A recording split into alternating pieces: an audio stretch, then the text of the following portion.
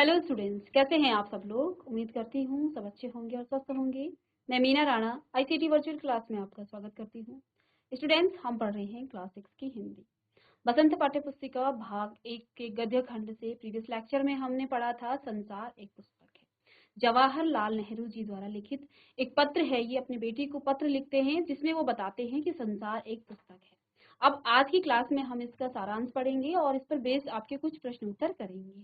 तो देखिए क्या कहते हैं यहाँ पर जवाहरलाल नेहरू जी। इन्होंने इस पाठ में बताया है कि यह पाठ पंडित जवाहरलाल नेहरू द्वारा अपनी पुत्री को एक पत्र के रूप में लिखा गया है। इस पत्र के माध्यम से वे दुनिया और छोटे छोटे देशों के बारे में अपनी पुत्री को बताना चाहते हैं। उन्होंने इस पत्र के माध्यम से अपनी बेटी को बताया है कि दुनिया जो है सिर्फ किताबों से नहीं बल्कि आप उसको दुनिया की नजर से देखिए। संसार को आप प्रकृति को प्रकृति की नजरों से पढ़िए। प्रकृति के अक्षर बताए हैं, इसमें पहाड़, जो आपके नदियां हैं, ये सभी जो है प्रकृति के अक्षर हैं। तो देखिए दुनिया की जानकारी उनको देना चाहते थे। वह अपनी बेटी से कहते हैं कि तुमने इंग्लैंड तथा हिंदुस्तान के विषय में इतिहास में पढ़ा होगा, लेकिन यदि दुनिया को जानना है तो समझना है कि सारा संसार एक है। इसमें रहने वाले सभी भाई बहन है। यह धरती लाखों करोड़ों वर्ष पुरानी है। एक समय था जब धरती बेहद गर्म थी और इस पर कोई जीवित नहीं रह सकता था। इतिहास को किताबों में पढ़ा जा सकता है, परंतु पुराने जमाने में जब आदमी नहीं था तब किताबें कौन लिखता था। तो देखिए इन पत्रों के माध्यम से नेहरू जी ने अपनी बेटी को क्या बताया कि हम जो ज्ञान है, इतिहास है, उसको हालांकि हम किताबों के माध्यम से पढ़ते हैं, लेकिन उन्होंने ये भी बताया कि लाखों करोड़ों साल पहले धरती पर कुछ भी नहीं था। तो उस समय वो जो किताबें हैं, उस समय की किताबों को आप कैसे पढ़ेंगे। तो इसके बारे में उन्होंने क्या कहा है कि हर बात आपको किताबों से नहीं, आपको संसार को देखना पड़ेगा। और क्या कहा कि संसार का एक कण जो है एक किताब का एक पन्ना है, यानी कि आपको जितनी भी दुनिया में चीजें हैं उनसे कुछ ना कुछ आपको सीखने को मिलता है। लेकिन इसके लिए उन्होंने ये भी बताया कि जिस प्रकार से आप किसी भाषा से जो है आप किताब पढ़ते हैं, तो उसके लिए आपको उस किताब की भाषा आनी चाहिए और हर भाषा का अपना अक्षर होता है। ऐसे ही नेहरू जी ने अपनी बेटी को बताया पत्र के माध्यम से कि जिस प्रकार से आपको किसी भाषा को समझने के लिए उस भाषा के अक्षरों का ज्ञान होना चाहिए, ऐसे ही प्रकृति यानी दुनिया को समझने के लिए आपको प्रकृति की भाषा पता होनी चाहिए। जैसे कि उन्होंने यहाँ पर एक छोटे से रोड़े की बात की कि आप किसी चिकने रोड़े को देखिए जो चमकीला दिखता है, और फिर आप ये समझेंगे कि शायद ही किसी पहाड़ी से टूट करके यहाँ आया है, लेकिन ऐसा तो नहीं है। पहाड़ी से तोड़कर आप एक पत्थर निकालिए तो वो जो बड़ा खुरदरा होता है और उसके जो है नुकीलापन भी उसमें होता है, लेकिन जो वो गोल पत्थर है वो बना कैसे। ठीक है, यदि आप ये प्रश्न पूछें तो फिर आप देखेंगे, फिर आप प्रकृति की नजरों से देखेंगे कि वो जो पत्थर है वो जो है कहीं किसी पत्थर के जो पहाड़ी है उसके नीचे कहीं गिर गया होगा और पानी के साथ जो है वो बहाव के कारण उसने कई बार जो है रगड़ खाई होगी, और रगड़ खाने से जो उसकी जो खुरदरापन है वो अब क्या हो गया था, वो बिल्कुल गोल बन गया था और उसका नुकीलापन सब जो है उससे खत्म हो गया था और वो जो है एक गोल और चमकीला पत्थर बन गया है। और आगे की कहानी उन्होंने क्या कहा कि यदि वो पत्थर किसी कारण बस वहां पर रुक गया है, जिस रोड़े को तुम देख पा रही हो, किसी कारण बस वो वहां पर रुक गया है, नहीं तो आगे यदि पानी उसको लेकर जाता तो उसका और क्या हाल होता। वही रोड़ा, वही जो पत्थर का टुकड़ा है, वो आगे जाते जाते जो है समुद्र तक पहुंच जाता और वहां जा करके वो इतना छोटा हो जाता, जो रेत का एक छोटा सा कण होता है ना उसके बराबर हो जाता, और वहां जा करके वो अपने भाई बहनों से मिलता। अर्थात जो उसके पहाड़ से टुकड़े हुए अन्य पत्थर हैं वो भी जो है, यानी कहने का मतलब ये है कि जो वो पहाड़ी है उससे टूट करके जो छोटे छोटे पत्थर हैं, वो जो रेत के कण आपको दिखते हैं, जो धूल का कण है, वो भी कभी ना कभी एक पत्थर था।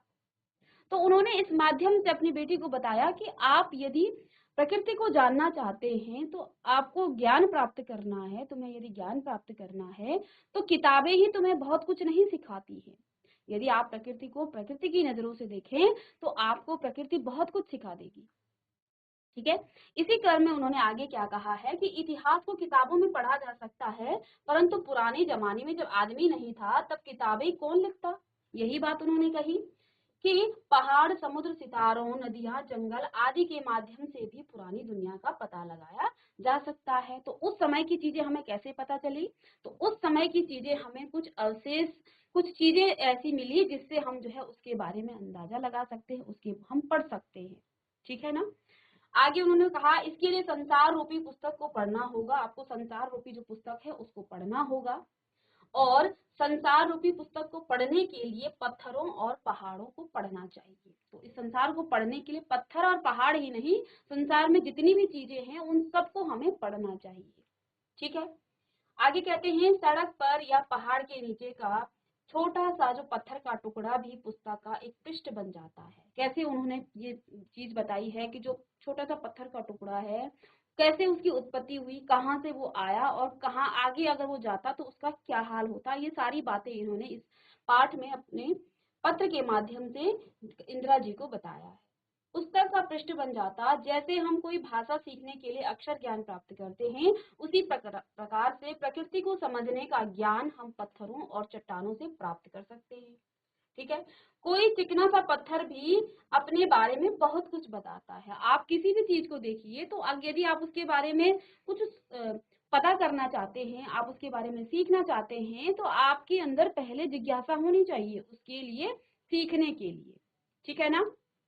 तो इसमें कहते हैं कि वो जो पत्थर का रोड़ा है जो बहुत चिकना है, वो जो है अपने बारे में बहुत कुछ बताता है कि वह गोल, चिकना, चमकीला और खुरदरे किनारे जैसा कैसे हो गया। ठीक है? अंत में वह बालू का कण कैसे हो गया और सागर के किनारे जम गया। अगर छोटा सा पत्थर इतनी जानकारी दे सकता है, तो पहाड़ों और अन्य चीजों से हमें कई बातें जो है पता चल सकती हैं। तो ये सब था इस पाठ में, इस चैप्टर को आप पढ़ चुके हैं। ठीक है? और बेसिकली यहाँ पर देखिए, जब आप बहुत दूर रहते हैं अपने पेरेंट्स से, अपने माता पिता से आप बहुत दूर रहते हैं, तो आप देखिए आपके पेरेंट्स आपको बार बार गाइड करते हैं, आपको अच्छी बातें सिखाते हैं कि आपको कैसे जो है अनुशासन में रहना चाहिए, आपको अपनी दिनचर्या को कैसे जो है व्यतीत करना चाहिए, आपको पढ़ाई का जो सिस्टम है वो कैसा होना चाहिए। यहाँ पर जो हमारे नेहरू जी हैं, वो जो है अपनी बेटी से दूर हैं और अपनी बेटी के अंदर जो है कहीं ना कहीं वो जिज्ञासा उत्पन्न कर रहे हैं प्रकृति के प्रति, कि आप दुनिया को जानने के लिए सिर्फ पुस्तकें ही काफी नहीं हैं।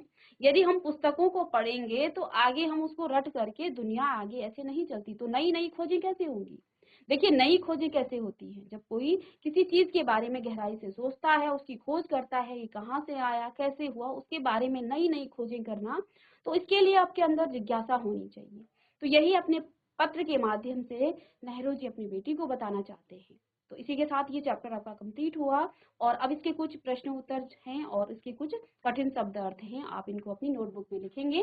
तो चलिए, कठिन शब्द हैं यहाँ पर। अक्षर का मतलब प्राय, ये आप जानते हैं। खत का मतलब पत्र, बहुत ही सिंपल से शब्द हैं। आबाद का मतलब होता है बसा हुआ। गौर से यानी कि ध्यान से। जर्रा होता है कण, और दामन होता है तलहटी। खुरदरा जिस जानते ही आप, जिसकी सतह जो है चिकनी ना हो, उसको खुरदरा कहा जाता है। घरौंदा बच्चों द्वारा बनाया गया मिट्टी का छोटा सा घर। ठीक है ना? तो जो बच्चे खेलते हैं ना, कि इसमें बालू में खेलते हैं, तो घरौंदा बनाते हैं। ठीक है? तो चलिए, इसके कुछ प्रश्न जो आपके शब्द अर्थ हैं उनको आप लिखिए। ठीक है?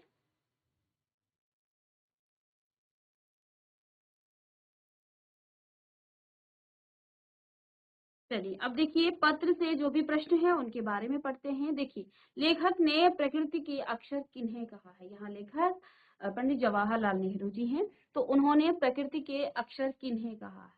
तो जिस प्रकार से लेखक ने क्या कहा है, पंडित नेहरू जी ने क्या कहा है, कि जैसे हम किसी भाषा को सीखने के लिए हमें अक्षरों का ज्ञान होना चाहिए। कोई भी आप भाषा सीख रहे हैं, आप अंग्रेजी भाषा सीख रहे हैं तो उसके अल्फाबेट्स आपको आने चाहिए। आप हिंदी भाषा सीख रहे हैं तो उनके अक्षरों का आपको ज्ञान होना चाहिए। इसी प्रकार उन्होंने क्या कहा है, जैसे कि चैप्टर का नाम ही उन्होंने क्या रखा है कि संसार पुस्तक है। ठीक है? तो किसी भी पुस्तक के लिए आपके पास उसकी भाषा होनी चाहिए। तो उन्होंने प्रकृति के अक्षर किन्हें कहा है, तो लेखक ने क्या कहा है कि यदि आप अपने चारों तरफ दुनिया में जो भी चीजें हैं, जो प्राकृतिक चीजें हैं, उनके बारे में देखें, तो आपको प्रकृति की भाषा समझ में आएगी। तो यहाँ पर लेखक ने पेड़ पौधों को, पत्थरों को, जंगलों को, नदियों को, हरियाली को, जो भी आपके पास प्राकृतिक चीजें हैं, हड्डियों को, जंगलों को, जितने भी चीजें आपके पास प्रकृति में आपको मौजूद दिख रही हैं, उन्हें ही लेखक ने यहाँ पर क्या कहा है, ये सभी जो हैं प्रकृति के अक्षर हैं।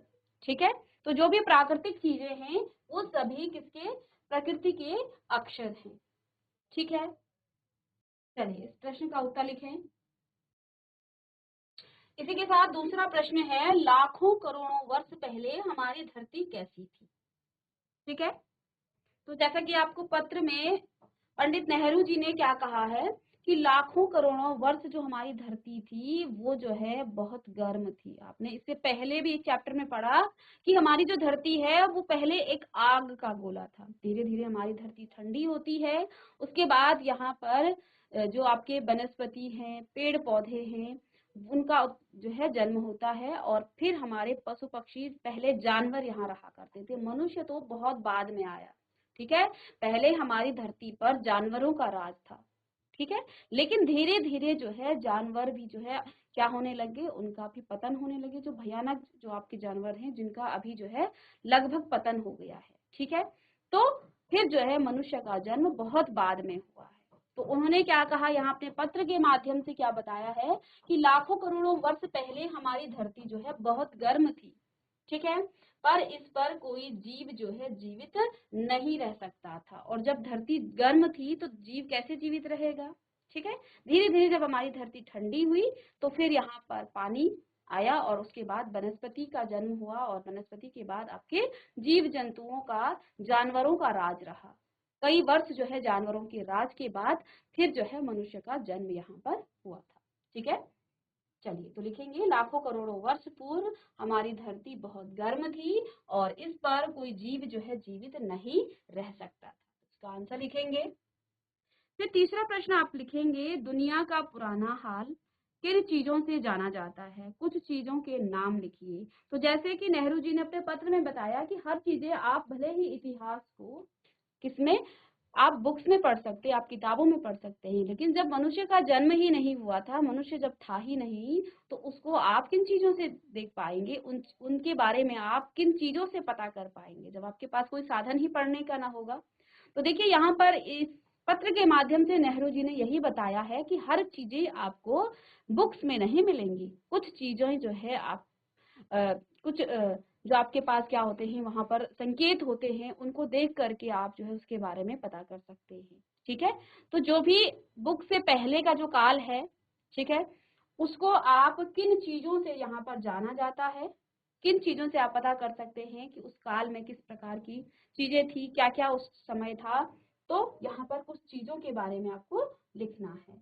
ठीक है, तो देखिए, दुनिया का पुराना हाल पहाड़, समुद्र, नदियां, जंगल के जानवरों की जो पुरानी हड्डियां हैं, पत्थरों के टुकड़ों से जाना जाता है। ठीक है,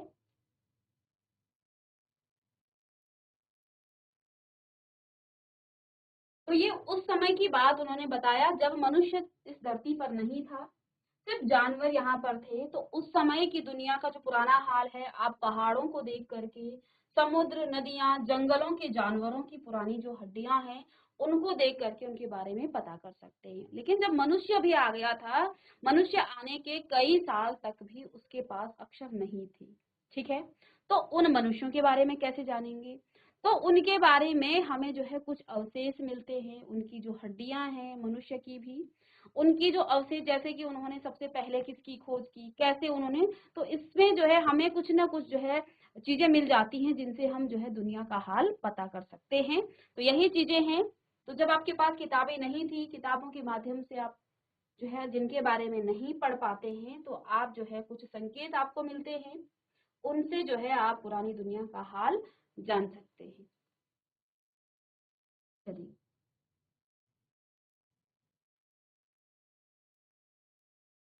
तो यहाँ पर जो गोल और चमकीला रोड़ा है वो अपनी क्या कहानी बताता है, यही बात यहाँ पर लेखक ने बताई है कि गोल और जो चमकीला रोड़ा है, वो दिखाई देने वाला रोड़ा पहले ऐसा नहीं था। वो अपने बारे में क्या बयां कर रहा है कि शुरुआत में वो ऐसा नहीं था, पहले वह चट्टान का एक टूटा हुआ नुकीला खुरदरा टुकड़ा था।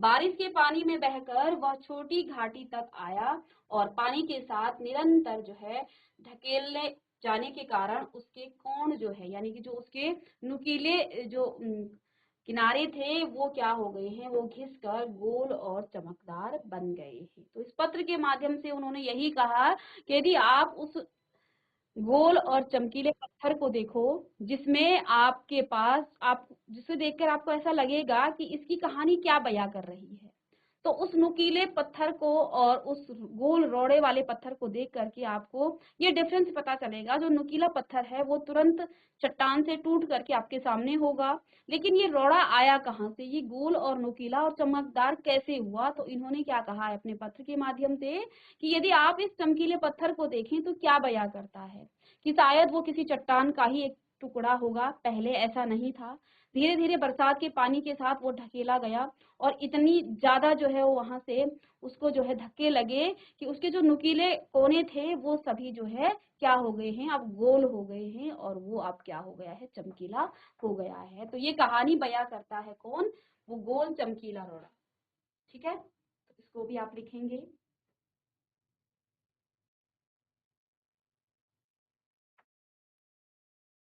तो चलिए, गोल और चमकीला दिखाई देने वाला रोड़ा पहले ऐसा नहीं था, ये बयां कर रहा है। और पहले वह चट्टान का टूटा हुआ नुकीला और खुरदरा टुकड़ा था। बारिश के पानी में बहकर वह छोटी घाटी तक आया और पानी के साथ निरंतर ढकेले जाने के कारण उसके कोण यानी कि उसके जो सिरे थे, जो नुकीले थे, वो क्या हो गए हैं, वो घिस कर अब गोल और चमकदार वह बन गया है। ठीक है, चलिए वो नोट करें आप।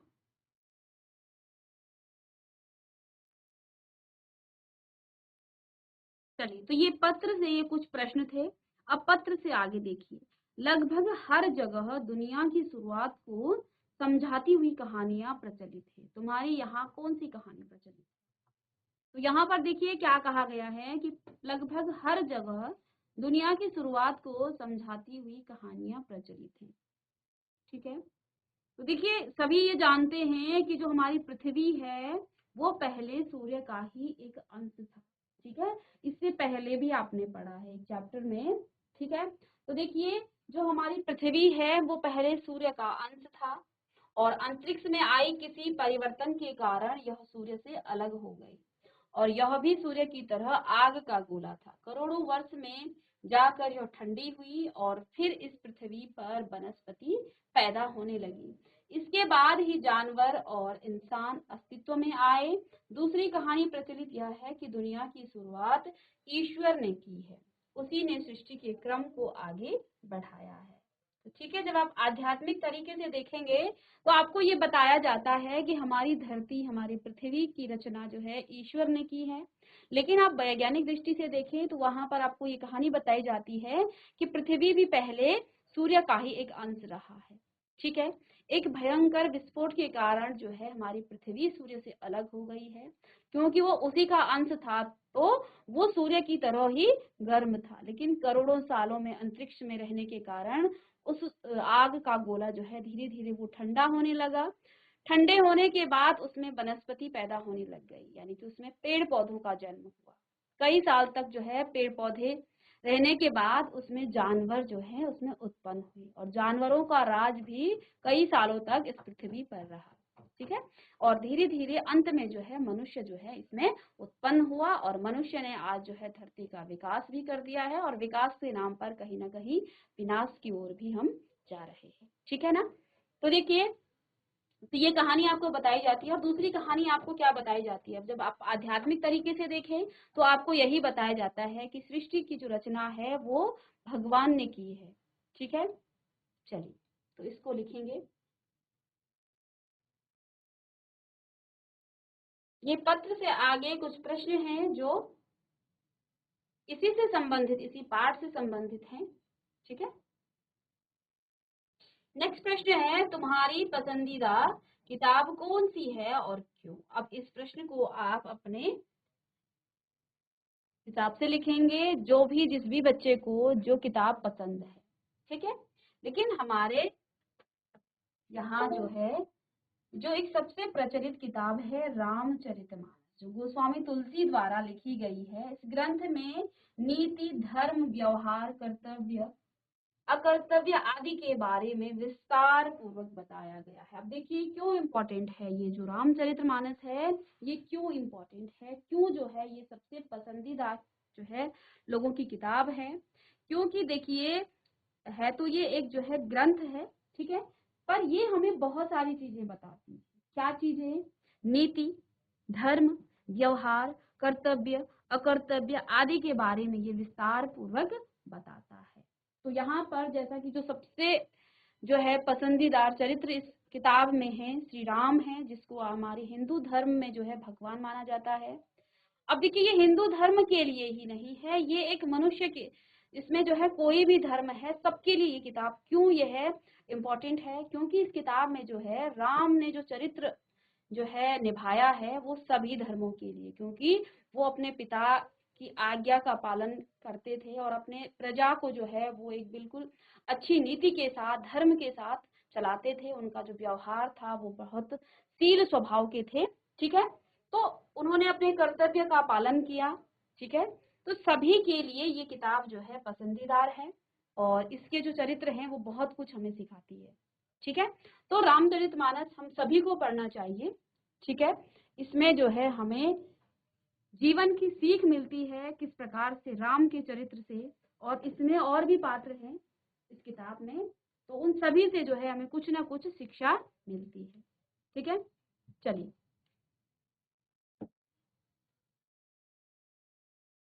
नेक्स्ट प्रश्न है, यहाँ पर आपको बताया था अपने पत्र में नेहरू जी ने कि जब उनकी बेटी 10 साल की थी तो वो मसूरी में रहा करती थी और नेहरू जी इलाहाबाद में रहते थे। तो यहाँ पर क्या प्रश्न पूछा गया है, मसूरी और इलाहाबाद भारत के किन प्रांतों के शहर में है, ठीक है। तो आप जानते हैं मसूरी उत्तराखंड प्रांत का और इलाहाबाद उत्तर प्रदेश के प्रांत का शहर है, ठीक है। चलिए, तो मसूरी तो सभी जाते हैं, आपने सुना ही होगा मसूरी के बारे में, और इलाहाबाद में भी आप, ये हमारे पड़ोसी जो राज्य है उसी का ये एक छोटी सा शहर है। चलिए आगे है प्रश्न कि तुम जानते हो कि दो पत्थर को रगड़कर आदि मानव ने आग की खोज की थी। उस युग में पत्थरों का और क्या क्या उपयोग होता था। तो जैसा कि आपने पढ़ा है कि आग की खोज मनुष्य ने कैसे किया था। आप जानते हैं हमारे जो पूर्वज थे वो किस प्रकार से थे, वो जंगलों में रहा करते थे, गुफाओं में रहा करते थे और जानवरों का कच्चा मांस खाया करते थे। लेकिन धीरे धीरे एक दिन क्या हुआ, दो पत्थर आपस में टकराए तो एक मानव ने क्या देखा कि उससे आग जल रही और वहां पर एक सूखी घास थी। सूखी घास में जो है से वो आग लग गई। आग लगने से वहां पर उनका जो मीट रखा हुआ था, मांस रखा हुआ था, वो जो है पक गया। तो उसने जब वो खाया तो उसमें टेस्ट आया, तो उसने दिमाग लगाया, देखिए ये भी तो हमने खोज ही की, ठीक है। यदि वो उसमें जो है उसके बारे में न सोचता तो आज आग का आविष्कार ही न होता।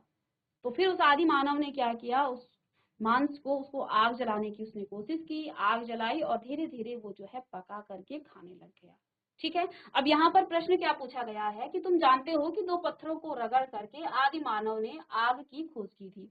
और जब आपने अपनी मम्मी पापा से आप पूछेंगे कि पुराने जो लोग होते थे गाँव में, वे भी जो है उनके पास तब माचिस नहीं थी, तो वो जो है दो पत्थरों को रगड़ करके आग जलाया करते थे, ठीक है। तो आपके जो दादा परदादा होंगे वो भी आग ऐसे ही जलाया करते थे।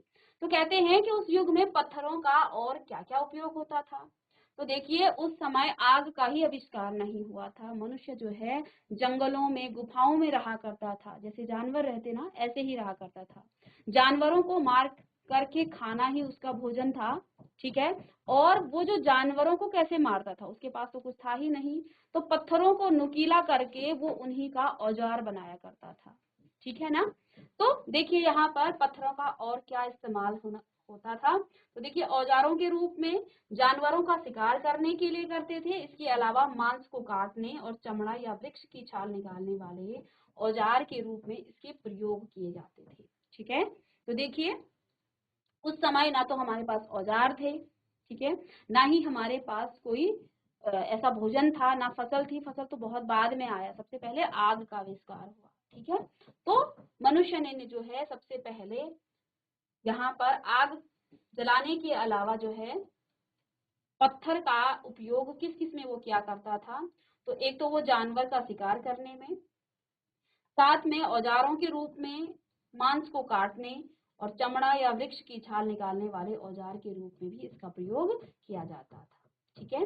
चलिए, अनुमान और कल्पना, आपको अनुमान लगाना है और कल्पना करनी है। हर चीज के निर्माण की कहानी होती है, जैसे मकान के निर्माण की कहानी, कुर्सी, गद्दे, रजाई के निर्माण की कहानी हो सकती है। इसी तरह वायुयान, साइकिल अथवा अन्य किसी यंत्र के निर्माण की कहानी भी होती है। कल्पना करो कि यदि रसगुल्ला अपने निर्माण की कहानी सुनाने लगे कि पहले दूध था, उसे दूध से छेना बनाया गया, उसे गोल आकार दिया गया और चीनी की चाशनी में डाल करके पकाया गया, फिर उसका नाम पड़ा रसगुल्ला। ठीक है ना।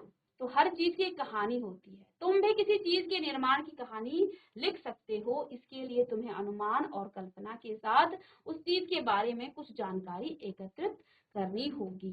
तो बहुत इंपॉर्टेंट और अच्छा प्रश्न है। आपको इस प्रश्न में अनुमान लगाना है और कल्पना करनी है। ठीक है। यहाँ पर आपको रसगुल्ले की कहानी बता दी गई कि पहले तो वो दूध था, उसे दूध से छेना बनाया गया और उसे गोल आकार दिया गया, चीनी की चाशनी में उसे डाल करके पकाया गया और फिर उसका नाम पड़ा रसगुल्ला। तो आप भी जो है इस प्रकार की कुछ कहानी को लिख सकते हैं। इसके लिए आपको अनुमान लगाना होगा, आपको कल्पना करनी होगी। अच्छा प्रश्न है, आप करेंगे इसे। ठीक है।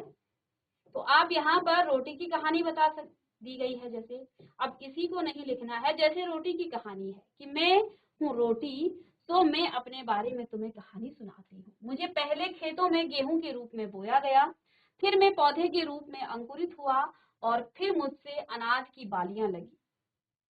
बालियों को पकने पर काट दिया गया और साफ सफाई कर मेरा नाम गेहूं पड़ गया। ठीक है। आगे देखिए, मुझे दुकानदारों को बेचा गया, फिर जब मुझे चक्की में पीसा गया तो मेरा नया नाम आटा रखा गया। इसके बाद लोगों ने मुझे खरीदा और घर जाकर मुझे आवश्यकता अनुसार पानी के साथ गूंथा गया और फिर गोले बनाकर बेल करके मुझे तवे पर या किसी तंदूर में सेका। इसके बाद मैं फूल कर क्या हो गया हूँ, कुप्पा हो गई हूँ और फिर यहाँ मेरा नाम रोटी पड़ गया है। तो ये है अनुमान और कल्पना का एक प्रश्न। इसके अलावा आप चावल के बारे में लिख सकते हैं। ठीक है।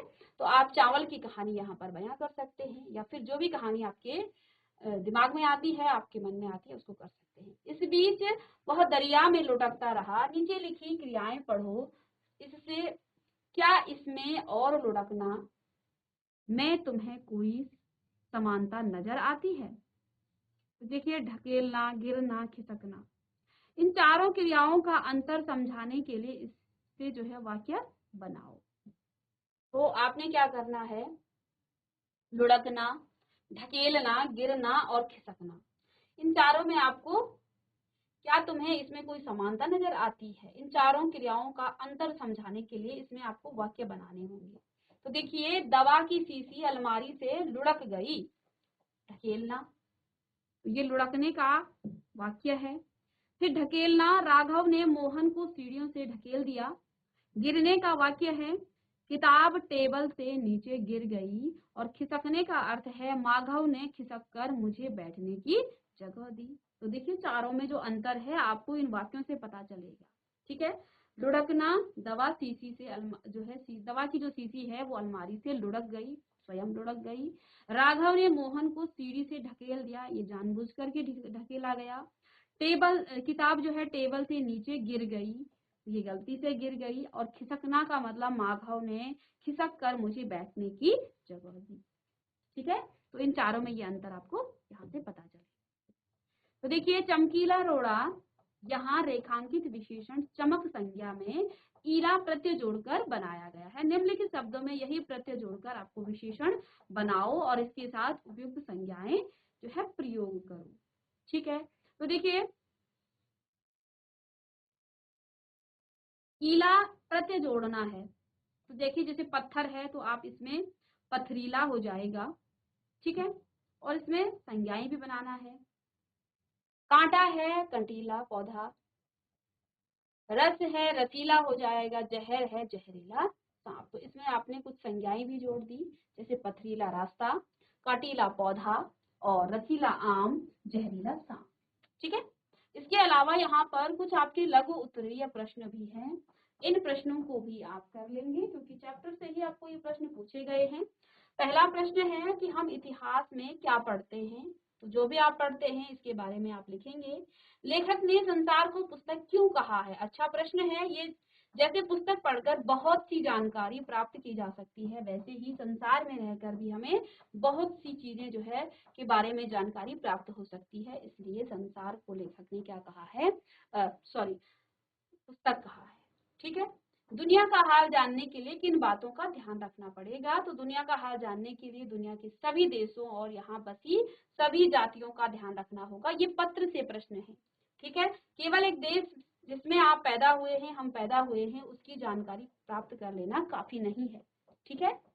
तो दुनिया जानने के लिए आपको दुनिया में बसी सभी जातियों और उसमें रहने वाले लोगों के बारे में पढ़ना होगा। एक रोड़ा दरिया में लुढ़कता लुढ़कता किस रूप में बदल जाता है, तो आप जानते हैं वो चमकीला पत्थर बन जाता है और अंत में रेत का वो कण बन जाता है। तो ये सभी प्रश्न आपके पत्र से हैं। पत्थर अपनी कहानी हमें कैसे बताता है ये मैं आपको बता चुकी हूँ, ठीक है। साथ में नेहरू जी ने पुत्री को क्या सलाह दी, तो ये प्रश्न आप जो आपका पत्र है उसके माध्यम से आप इस प्रश्न का उत्तर दे सकते हैं, ठीक है। चलिए, तो इसके जो लघु उत्तरीय प्रश्न है, क्योंकि सारे गद्य को हम पढ़ चुके हैं, इसका हमने सारांश भी पढ़ लिया है, तो इस प्रश्नों के उत्तर भी आप स्वयं कर लेंगे।